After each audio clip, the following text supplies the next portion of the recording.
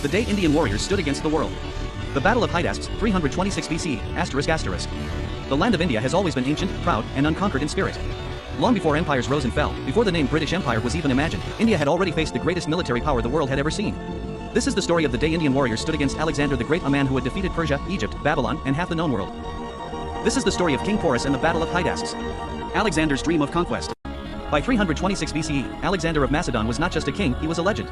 At only 30 years of age, he had crushed the Persian Empire, marched his armies across deserts and mountains, and claimed himself ruler of Asia. His soldiers believed him invincible. But Alexander was not satisfied. Beyond Persia lay a mysterious land spoken of in whispers: India.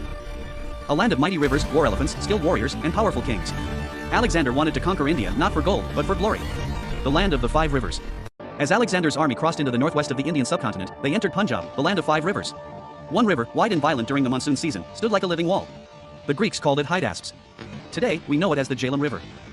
On the eastern bank of this river stood King Porus, ruler of a powerful Indian kingdom. Porus was tall, fearless, and proud, said to be over 6 feet in height, towering even over his warriors. He ruled not with cruelty, but with strength and honor.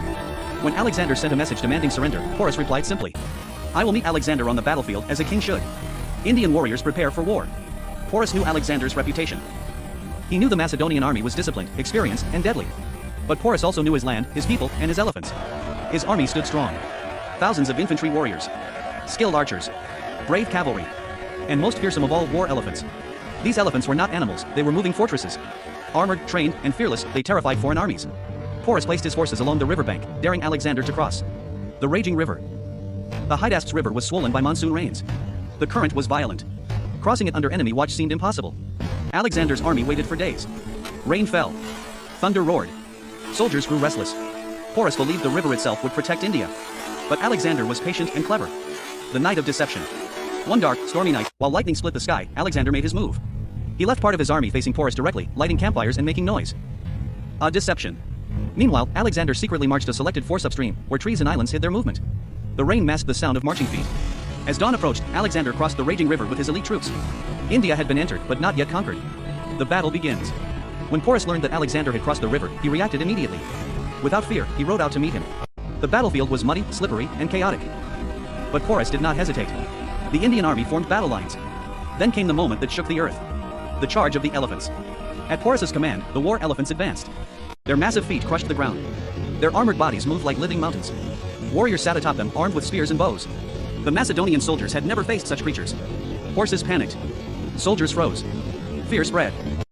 Elephants smashed through Greek infantry, tossing men aside like toys. Trunks grabbed soldiers, tusks pierced armor, and the battlefield echoed with screams. For a moment, Alexander's army was close to breaking. Greek counterattack. Alexander quickly adapted. He ordered his archers and javelin throwers to target the elephants' eyes and handlers. Wounded elephants went mad, some turning back and trampling their own troops. The battlefield turned into chaos, mud, blood, rain, and steel. Indian warriors fought bravely, refusing to retreat. Even wounded soldiers rose again, defending their king. King Porus fights on. In the midst of battle stood King Porus himself, mounted on a massive elephant.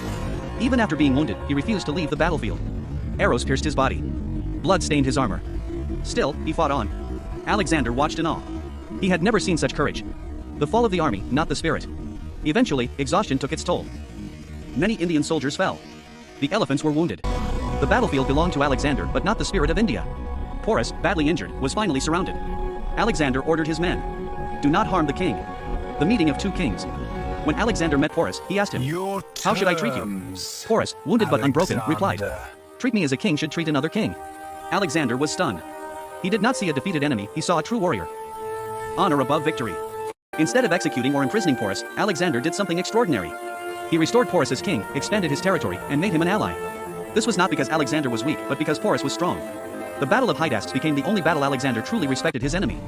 The end of the conquest. After Hydaspes, Alexander wanted to march deeper into India. But his soldiers refused. They had faced Indian warriors, Indian elephants, Indian courage, and they had seen death like never before. Exhausted and fearful, they demanded to return home. At the banks of another river, Alexander finally turned back. India had stopped the greatest conqueror of the ancient world. Legacy of the battle. The Battle of Hydaspes proved one eternal truth. India may lose battles, but it never loses its soul. King Porus became a symbol of courage, honor, resistance, warrior pride. Long before colonial empires, Indian kings stood as equals against the world's greatest powers. Closing words.